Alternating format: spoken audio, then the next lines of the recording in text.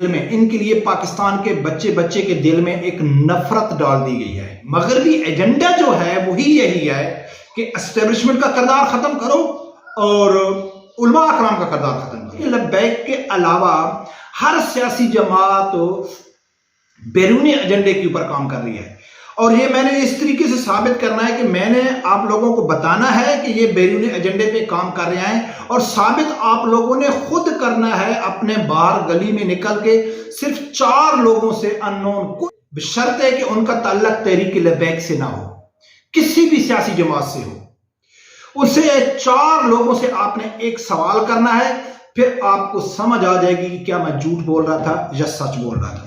بسم اللہ الرحمن الرحیم۔ السلام علیکم ناظرین، میری گزارش ہے آپ لوگوں سے کہ یہ ویڈیو آخر تک لازمی دیکھنا۔ ہو سکتا ہے تھوڑی ویڈیو بڑی ہو جائے، لیکن اس ویڈیو میں آپ کو بہت کچھ ملنے والا ہے، آل ان ون، سب کچھ آپ کو ایک ہی ویڈیو میں ملنے والا ہے۔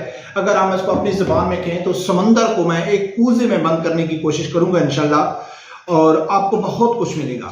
ناظرین، سب سے پہلے تو بات کرنی ہے کہ موجودہ جو سیاسی جماعتیں ہیں بشمول تحریک لبیک کے، ان کی اس ٹائم پوزیشن کیا ہے، اس کے اوپر بات کریں گے۔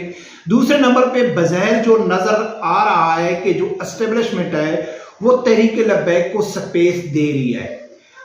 حافظ سعد رضوی صاحب کے تحریک لبیک کے آزادانہ پروگرام کرنا، اور خاص کر جو گیلپ سروے آیا تھا اس میں دوسرے نمبر پہ سعد رضوی صاحب کا آنا، اور ویسے بھی الزام لگتا ہے کہ جو تحریک لبیک ہے وہ اسٹیبلشمنٹ کی جماعت ہے۔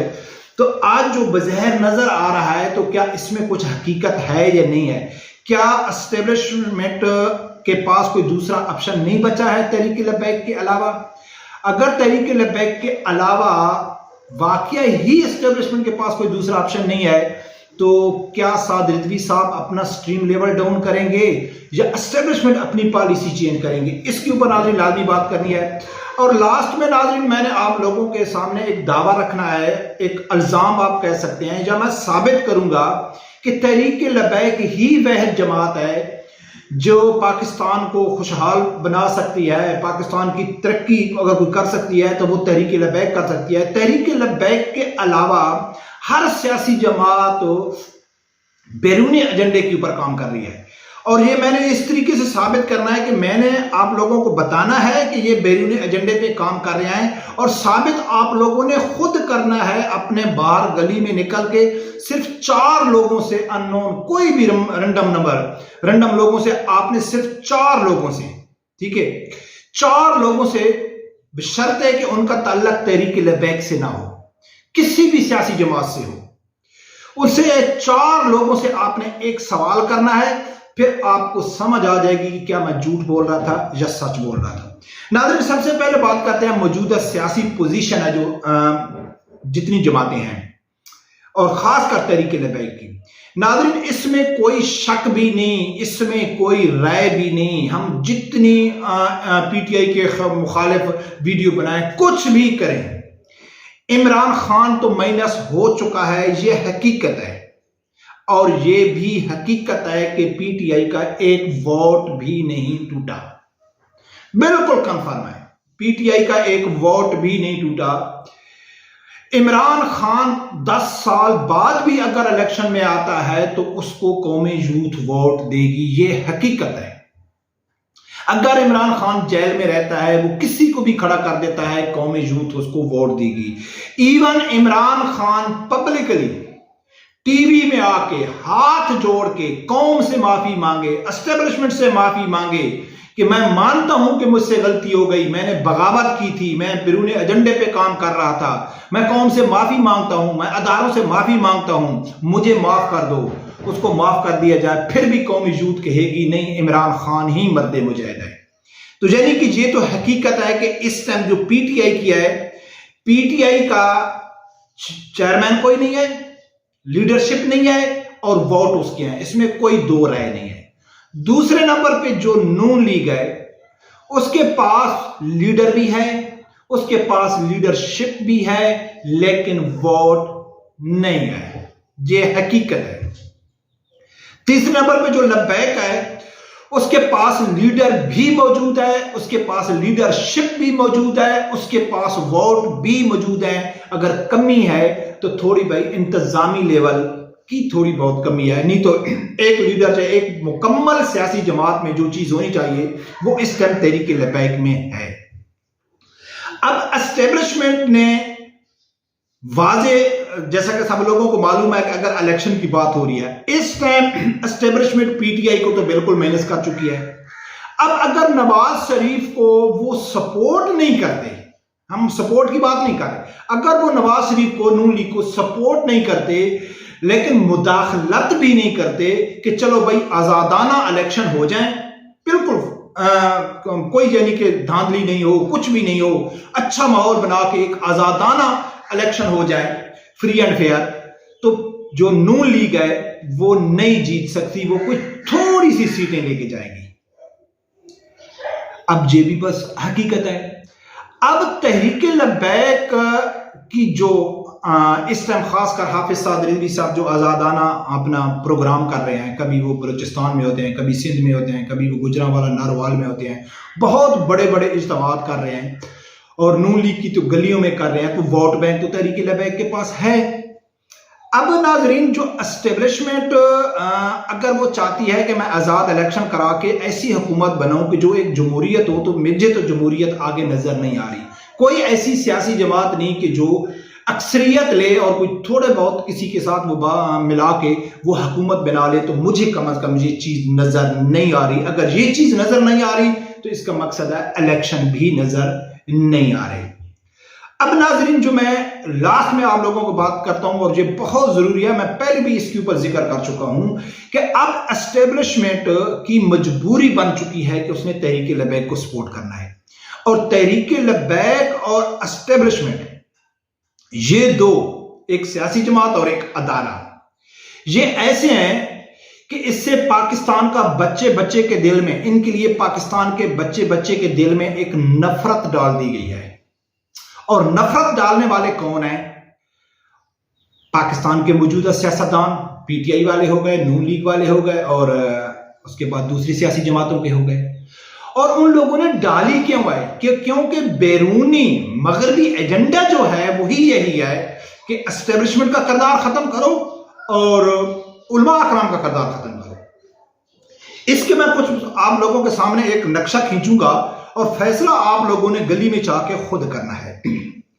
ناظرین، جو ہم کہتے ہیں نا کہ ہمارے پاکستان میں ہمیشہ سے یعنی کہ مداخلت رہی ہے مغرب کی، جب ہم اس بات کے اوپر یقین کرتے ہیں کہ مغرب کی مداخلت ہے ہمارے ملک میں، اور ہماری اسٹیبلشمنٹ یا ہمارے ادارے مغرب کے محتاط ہو کے کام کرتے ہیں، اور اس لیے یہ چیز عام لوگوں میں پہنچائی جاتی ہے کہ بھئی جو مذہبی طبقہ ہے نا، وہ جتنا بھی اچھا ہو جائے، جتنے بھی قابل ہو جائیں، لیکن کیا کریں یار، اسٹیبلشمنٹ اس کو نہیں مانتی، بیرونی طاقتیں پاکستان کے مذہبی جماعت کو نہیں مانتی، تو لہٰذا مذہبی جماعتیں تو کسی صورت میں اقتدار میں آ بھی نہیں سکتی۔ تحریک لبیک اقتدار میں آ سکتی ہے، نہیں آ سکتی، کب آئے گی، کتنی آئے گی، یا ہمیشہ اس کو کچھ سیٹیں دی جائیں گی، کیا وہ حکومت بنا سکتی ہے، نہیں بنا سکتی، یہ سب چیز آپ کے سامنے آ جائے گی۔ تو ناظرین، بیرونی ایجنڈا کی جو مداخلت ہے، بیرونی ممالک کی جو مداخلت ہے، وہ تو حقیقت ہے، اس میں کوئی دو رائے نہیں ہے۔ اب بیرونی مغرب یعنی امریکہ چاہتا کیا؟ امریکہ چاہتا ہے کہ پاکستان میں جمہوریت ہو، یعنی کہ وہ جمہوریت کا علمبردار بن گیا ہے نا، وہ کہتے ہیں کہ پاکستان میں ہم جمہوریت کو سپورٹ کریں گے، حالانکہ وہی امریکہ سعودیہ میں جمہوریت کو سپورٹ نہیں کر رہا ہے، یو اے میں جمہوریت کو سپورٹ نہیں کر رہا ہے، قطر میں جمہوریت کو سپورٹ نہیں کر رہا ہے، مسقط عمان میں وہ جمہوریت کو سپورٹ نہیں کر رہا ہے، لیکن پاکستان میں اس کو جمہوریت چاہیے۔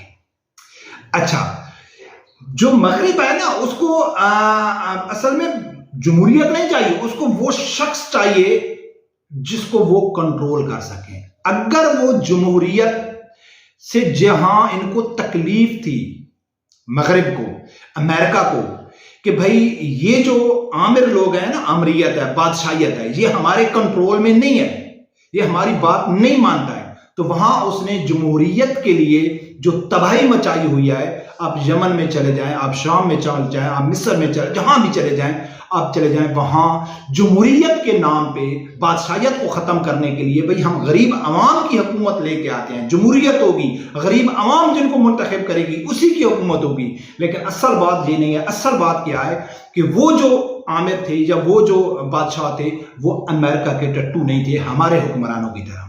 تو یعنی کہ صرف اگر ہم عرب کو عرب کے اوپر نظر رکھیں تو عرب میں دو واضح چیزیں ہیں کہ ایک جگہ میں آمریت کی قربانی کے لیے، آمریت کے لیے لاکھوں قربانیاں دی جا رہی ہیں، ہزاروں کی تعداد میں لوگ شہید ہو چکے ہیں، لیکن دوسری جانب بادشاہ آرام سے بادشاہت کر رہے ہیں اور امریکہ کے بہت اچھے تعلقات ہیں. لیکن پاکستان میں ان کو جمہوریت کیوں چاہیے؟ پاکستان میں اگر واقعی ہی وہ جمہوریت ان کو چاہیے کہ بھئی پاکستان میں جمہور، تو اس ٹائم تحریک لبیک کی پاپولرٹی سب لوگوں کو معلوم ہے. تو وہ کیوں تحریک لبیک کو جب اپنا فرانسیسی سفیر کا وقت ہوا تھا تو شیخ رشید نے ٹی وی میں بیٹھ کے کہا تھا سامنے کہ بھئی ہم کیا کریں، ہم تو مجبور ہیں، ہمارے اوپر تو مغرب کا پریشر ہے، ہمارے اوپر تو فرانس کا پریشر ہے کہ ان کو بین کرو، ان کو کالا دم قرار کرو. تو تحریک لبیک سے مغرب کو کیا تکلیف ہے؟ وہ ایک سیاسی جماعت ہے اور جمہوریت کی طرف کے ذریعے وہ آ رہی ہے اور پاکستانی عوام اس کو چاہتی ہے. تو امریکہ کو خوش ہونا چاہیے نا؟ نہیں، کیونکہ امریکہ کو جمہوریت نہیں چاہیے، امریکہ کو آمریت نہیں چاہیے، امریکہ کو شخصیت چاہیے جو ہمارا غلام ہو. ان کو معلوم ہے کہ جو مذہبی طبقہ ہے وہ ہمارا غلام نہیں ہے، نہ کبھی ہوا ہے نہ کبھی ہو سکتا ہے. اگر پاکستان میں مذہبی طبقہ آ گیا تو پھر ہماری سننے والا کوئی نہیں ہے، یہ تو حقیقت ہے. ساتھ ساتھ میں جو اسٹیبلشمنٹ ہے، ہمیشہ سے اسٹیبلشمنٹ کے اوپر الزام لگتا آ رہا ہے کہ یہ مغرب کی غلام ہے، یہ مغرب کی غلام ہے، یہ مغرب کی غلام ہے، یہ مغرب کے بغیر کچھ بھی نہیں کر سکتے. اور ظالموں، اگر ایز اے پاکستانی ادارہ اسٹیبلشمنٹ مغرب کا غلام ہوتا تو شروع سے ضیاء سے لے کے آج تک حکومت بھی عامر کی ہوتی، لیکن نہیں ہے. کیوں کہ جب بھی کوئی فوجی حکومت آتی ہے اگر وہ امریکہ کے غلام ہے تو وہ ٹھیک ہے، اگر امریکہ کی غلام نہیں ہے تو امریکہ کو جمہوریت چاہیے. تو ناظرین، اس سے واضح ہو چکا ہے کہ پاکستان کے جو جرنیل ہیں ان کے اوپر تو ہم بات کر سکتے ہیں کہ وہ مغرب کے غلام تھے، وہ یہ کرتے تھے، لیکن ایز اے ادارہ پاکستان کا جو ہے اسٹیبلشمنٹ، اس سے پوری دنیا خوف زدہ ہے، خاص کر امریکہ، اسرائیل اور انڈیا. پاکستانی اسٹیبلشمنٹ سے خوف زدہ ہیں، دوسرے نمبر پہ علماء اکرام کے اوپر خوف زدہ ہیں. اب دو چیزیں آپ لوگوں کے سامنے آ گئیں کہ ایک اسٹیبلشمنٹ سے اور دوسرا آپ لوگوں کو میں مذہبی طور پہ اور ویسے ریاستی اور ٹیکنیکل طور پہ میں آپ کو بتا دوں کہ جو مغرب ہے یا جو امریکہ ہے، جیسا کہ قرآن پاک میں لکھا ہے کہ یہود و نصارہ آپ کے کبھی دوست نہیں ہو سکتے. اس کو سب مسلمان کا ایمان ہے اس کے اوپر کہ وہ سچ ہے. لیکن اگر ملکی لیول، ریاستی لیول پر دیکھا جائے تو یہ چورن پاکستان میں ہمیشہ سے بیچا گیا ہے کہ جو بھی سیاسی آیا اس نے کہا ہے کہ بھئی ہم امریکہ کے کوئی غلام ہیں، ہم امریکہ کی آنکھوں میں آنکھیں ڈال کر بات کریں گے. امریکہ کون آ گیا؟ یعنی کہ پاکستانی عوام اگر جو وہ نعرے لگا رہے ہیں، جو تقریریں کر رہے ہیں، ان کو یہ معلوم ہے کہ پاکستانی عوام امریکہ کو پسند نہیں کرتے. تو امریکہ تو کسی صورت میں پاکستان کو، جو پاکستان کا دوست نہیں ہو سکتا ہے، پاکستان کے یہود و نصارہ دشمن ہے، تو پھر دشمن کیسے چاہیں گے کہ پاکستان میں ایسے لوگوں کی حکومت آئے جس سے ملک ترقی کرے؟ تو وہ یقیناً نہیں چاہیں گے.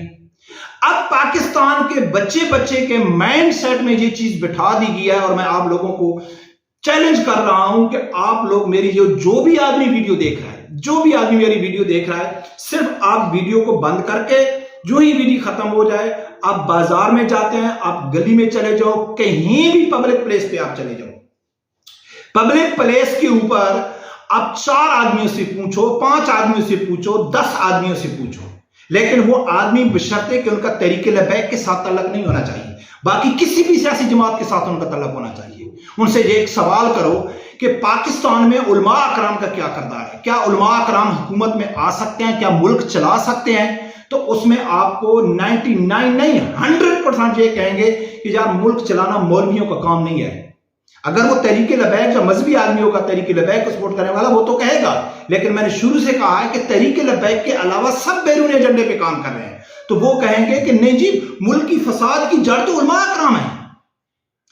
اور اگر دوسرا آپ یہ سوال کریں گے کہ اسٹیبلشمنٹ کیا یعنی کہ پاکستان میں ایک مرشلہ ہونا چاہیے، وہ کہیں گے کہ 75 سال سے پاکستان کو برباد اور تباہ تو اس فوج نے کیا ہے.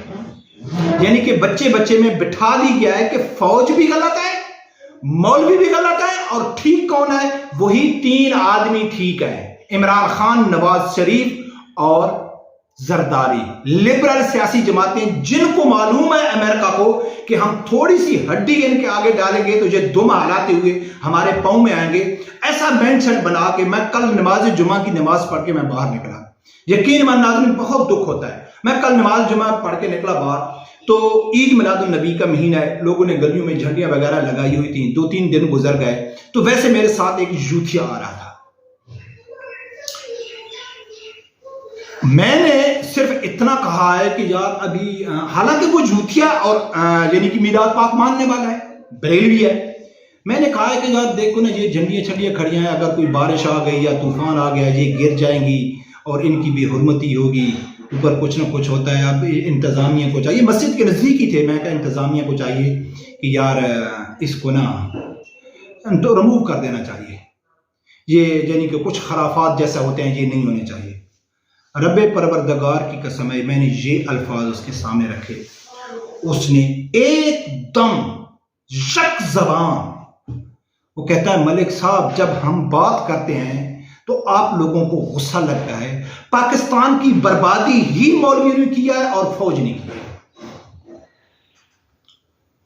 मस्जिद से नमाज जुमा का टाइम पढ़ के हम वापस आ रहे, काफी देर में खामोशी से चला गया। मैं कहा अब इसको कौन जवाब दे, मैं क्या बात कर रहा हूं। और उसने फौरन पाकिस्तान के उलमा अकराम के ऊपर फतवा लगा दिया है कि सब फसाद की जड़ ये है, और पूरे एस्टेब्लिशमेंट को। तो आप गली में जाओ, पूछो, अगर 100% आपको यही जवाब नहीं मिलेगा तो फिर कहना मलिक साहब आपका तजिया बिल्कुल बेकार था। सब कहेंगे कि जी मौलवियों का काम नहीं है हुकूमत करना, इनको नहीं आना चाहिए, और एस्टेब्लिशमेंट तो वैसे ही गद्दार है, वो तो वैसे ही मुल्क तबाह किया है। कौन करेगा? यही जो टट्टू है सब मगरब के गुलाम है। तो नाजरीन, जो स्टोरी है, अगर कोई समझना चाहे, सूरत हाल जो है वो वाज़ेह है, वो वाज़ेह है। अगर एस्टेब्लिशमेंट इस टाइम तहरीक लबैक को आगे लेके आ रही है या वो चाहती है कि तहरीक लबैक अपना किरदार अदा करे, तो इस टाइम तहरीक लबैक एस्टेब्लिशमेंट की भी मजबूरी बन चुकी है। अब एस्टेब्लिशमेंट को कुछ नजर भी नहीं आ रहा है, इसके अलावा कुछ नजर भी नहीं आ रहा है। हाँ, मैंने बहुत पहले वीडियो बनाई थी कि अगर साद रिजवी साहब अपना स्ट्रीम लेवल थोड़ा डाउन करते हैं या थोड़ी अपनी पॉलिसी चेंज करते हैं या कुछ ऐसा करते हैं या एस्टेब्लिशमेंट थोड़ा अपने आप को चेंज करती है, तो इनके बहुत जल्द ये क्लोज आएंगे और बहुत देर तक ये हुकूमत कर सकते हैं। लेकिन साद रिजवी साहब के बहुत ही यानी कि मेरे कुछ ऐसे जराए हैं कि जो साद रिजवी साहब से 1 to 1 यानी घंटों मुलाकात कर चुके हैं, उनसे मेरी तफसीली गुफ्तगू हुई है कि साद रिजवी साहब ने कहा है कि मैं हर चीज़ के ऊपर कंप्रोमाइज़ कर सकता हूँ, हर चीज़ में लचक दिखा सकता हूँ, लेकिन नामूस रिसालत, खत्म नबूवत, दीनी मामलात में हम हुकूमत में आते हैं तो बेशक आए, नहीं आते, हमारा ये मकसद टारगेट नहीं है। हम दीनी मामलात में कभी भी कंप्रोमाइज़ नहीं करते। ये इंतहाई करीबी ज़राए जिसके साथ साद रिजवी का 1 to 1 यानी घंटों मुलाकात हुई है। बरकम नाज़रीन, पाकिस्तान की सियासत का कुछ भी नहीं हो सकता, कल क्या हो जाएगा ये मालूम नहीं है, लेकिन मौजूदा जो सूरत हाल है मुझे इस तरह नजर आ रही है कि मुझे कोई इलेक्शन खास कर नजर नहीं आ रहा। देखो नाज़रीन आगे क्या होता है। रब परवरदिगार से यही दुआ है, अल्लाह ताला हर आदमी को हक सच सुनने की और उसके साथ खड़े होने की तौफीक अता फरमाए। अल्लाह हाफ़िज़।